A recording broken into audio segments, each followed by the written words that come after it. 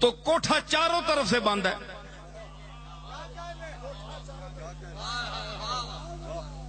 تو اس میں کوئی بات نہیں, آپ کو بھی کوئی اعتراض نہیں ہے. حالانکہ چکر لگایا جاتا ہے تو کعبہ جو ہے وہ اللہ تو نہیں ہے, غیر اللہ ہے. آپ بتائیں غیر اللہ ہے کہ نہیں؟ اللہ تو نہیں ہے نا, لیکن غیر اللہ کا طواف کرتے ہیں کہ نہیں؟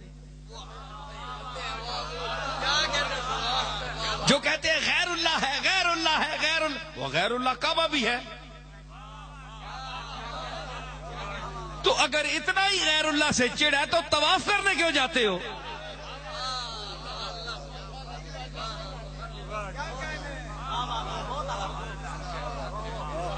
آپ کہیں گے جناب حکم دیا گیا ہے غیر اللہ کا طواف کرو,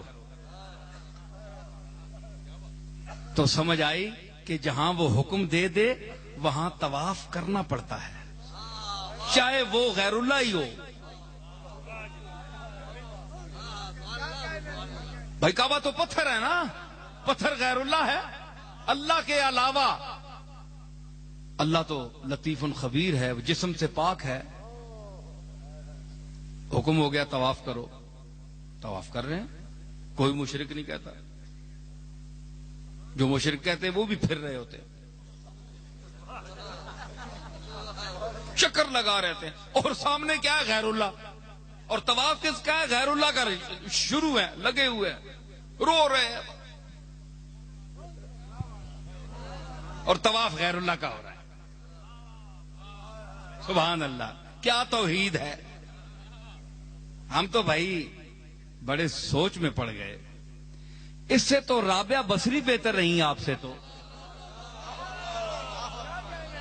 آپ تصوف کی دنیا کے منکر ہیں, نہیں اچھا سمجھتے, مگر آپ کے مقابلے میں ان کی ایک بات آپ کو سناتا ہوں کہ انہوں نے ایک دن اپنے ایک ہاتھ میں پانی اٹھایا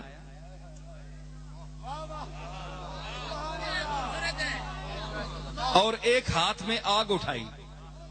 حسن بصری نے پوچھا یا کسی اور نے کہ مائی صاحبہ یہ کیا کر رہی ہیں, اور دوڑنے لگی. کہنے لگی میں دو ہی جھگڑے ہیں, یا جنت یا جہنم. جنت کی دنیا, جنت کی ہوس میں لوگ عبادت کرتے ہیں تو میں اس کو جلاؤں گی, اور دوزخ کے ڈر سے عبادت کرتے ہیں, میں اس کا بھی ستیہ ناش کرتی ہوں, اس کو بھی بجھاتی ہوں, تاکہ صرف مالک کی رضا کے لیے اس کے حکم کے مطابق عبادت کریں. آپ سے تو رابعہ بصری لاکھ درجہ بہتر رہی کہ اس نے کہا کہ ہم تو طالب رضا ہیں, مالک کی رضا کے طالب ہیں, ان چیزوں کو کیا سمجھتے ہیں. اور آپ طواف کرتے ہیں. تو پھر اگر یہاں طواف کرتے ہیں تو یہاں سے میں آپ کو مدینہ شریف لے چلتا ہوں. یہاں تو حکم ہے طواف کا, تو وہاں حاضری کا حکم کہاں ہے؟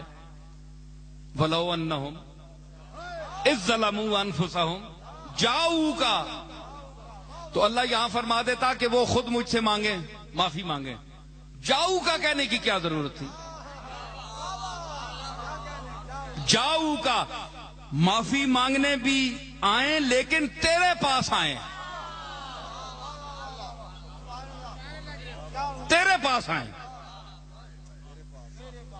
فاستغفر اللہ, پھر یہ براہ راست اللہ سے معافی مانگے. واستغفر لهم الرسول, پھر میرا رسول بھی مجھ سے معافی مانگے ان کے لیے. لوجد اللہ تواب الرحیم, تو اپنے مالک کو تواب الرحیم پائے گا, میں بخش دوں گا. جاؤ کا تو ہے نا. آپ اللہ نے یہ تو نہیں فرمایا کہ یہ نہ آئے مدینے, فرمایا آئے مدینے, مدینے آئیں, مدینے آئیں. وہ ان کے لیے ہے جو اس دور میں تھے, اور آج بھی مدینے والا ہم میں موجود ہے. کیوں؟ آپ کہیں جی یہ ماد آپ کا عقیدہ ہے. عقیدہ نہیں ہے, اس کے پیچھے دلیل ہے. میں نے پہلے بھی عرض کی تھی کہ لا الہ الا اللہ محمد الرسول اللہ, کوئی الہ مستحق عبادت نہیں ہے مگر اللہ ہے, اور محمد اللہ کے رسول ہیں یا تھے؟ ہیں. تھے اس پر ہوتا ہے جو مر گیا, ایک دور میں تھا اس پر میں ایمان لاتا ہوں، نہیں، محمد اللہ کے رسول ہیں تو ہیں اس پر اطلاق ہوتا ہے جو زندہ ہو، جو موجود ہو۔ وَأَنْتَ فِيهِمْ،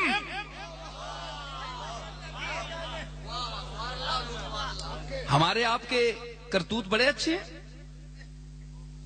ہم کو بڑے متقی ہیں۔ گر چادر ناموس کشند از بر ما، شرمندہ شویم زانچے ہستیم ہما۔ اگر وہ عزت کی جو چادر اس نے ستار العیوب نے ہمارے جسموں پر ڈالی ہوئی ہے، اگر وہ کھینچ لے، ہم ننگے ہو جائیں اور ہم دیکھ نہ سکیں، آنکھیں نہ ملا سکیں کسی سے، ہمارے وہ اعمال ہیں۔ اس کے باوجود پہلی قوموں میں کونو قردۃ خاسئین، جاؤ بندر بن جاؤ، خنزیر بن جاؤ، ہے کہ نہیں قرآن میں ذکر؟ تو اس کملی والے کی امت نے کتنی بدکاری کی، کتنی نافرمانی کی، اور آج کس شباب پر نافرمانی کر رہی ہے؟ کسی کا منہ بگڑا، کوئی بندر بنا، گستاخ مولوی تو بنا، لیکن بندر اللہ نہیں بنایا ہے جی، بندر نہیں بنایا۔ کیوں؟ اس لیے کہ یہ قرآن تو پڑھتا ہے نا، ہے تو اسی قابل کہ اس کی شکل بدلا دی جائے، لیکن پھر لوگ کہیں گے کہ قرآن پڑھنے والے کی شکل بندروں کی بن گئی۔ یہ بھی توہین ہے جناب رسول اللہ کے لائے ہوئے اس پیغام کی، اللہ نے بندروں میں تبدیل کیا، شکل نہیں بگاڑی، ویسے مکروہ چہرے بن گئے۔ نحوست منہ سے ٹپکتی ہے، بے برکتی منہ سے ظاہر ہے، دوبارہ ملنے کو جی نہیں چاہتا، یہ اور بات ہے، لیکن اللہ نے شکلیں نہیں بدلائی، کیونکہ وہ انت فیہم، تو ان میں ہے۔ اللہ عذاب نہیں دیتا اس قوم کو جس میں تو ہے جی، تو یہ اللہ نے ویسے ہی فرما دیا، تو آج تک عذاب نہیں آیا کوئی ایسا، تو ثابت کیا ہوا کہ وَأَنْتَ فِيهِمْ، وہ آج بھی کملی والا ہم میں ہے، اور اسی کے منہ کو دیکھ کر اللہ ہمارا منہ خراب نہیں کر رہا ہے جی۔ یہ اسی کی شان ہے جس کے وضحا کے چہرے کو دیکھ کر ستاری سے کام لے رہا ہے، پردہ پوشی سے کام لے رہا ہے۔ تو حاضرین محفل، میں اجازت چاہوں گا، آپ شاہ صاحب بیان کریں گے، انہوں نے پہلے بولنا تھا، وہ پہلے ہی اٹھ گئے، تو وہ آ رہے ہیں، وضو کرنے گئے ہیں، ابھی آ رہے ہیں، اور میں جا رہا ہوں۔ میں اجازت چاہوں گا، آپ جو حضرات بیٹھ کر سننا چاہیں بے شک بیٹھیں۔ اور اس ساری گفتگو کا خلاصہ یہ نکلا کہ اللہ تعالیٰ وہ دولت اور وہ دنیا دے جس میں ہمارا ہاضمہ خراب نہ ہو۔ دولت مند ایسے بھی ہم نے دیکھے ہیں کہ ساری دنیا کا چکر انہوں نے لگایا، لیکن کملی والے کا دروازہ آج تک نصیب نہیں ہوا، مدینے شریف حاضری نہیں ہوئی۔ تو ایسی دولت کا کیا فائدہ؟ کوئی فائدہ نہیں ہے۔ اس سے تو وہ غریب لوگ اچھے ہیں جو ساری عمر پیسے جمع کرتے ہیں، کوڑی کوڑی جمع کر کے پھر وہ حضور کی بارگاہ میں اشکوں کے نذرانے لے کر حاضر ہوتے ہیں جی۔ وہ ذات جس نے ہمیں تعلیم دی، تمہیں معلم بنایا، مجھے معلم بنایا، علم کے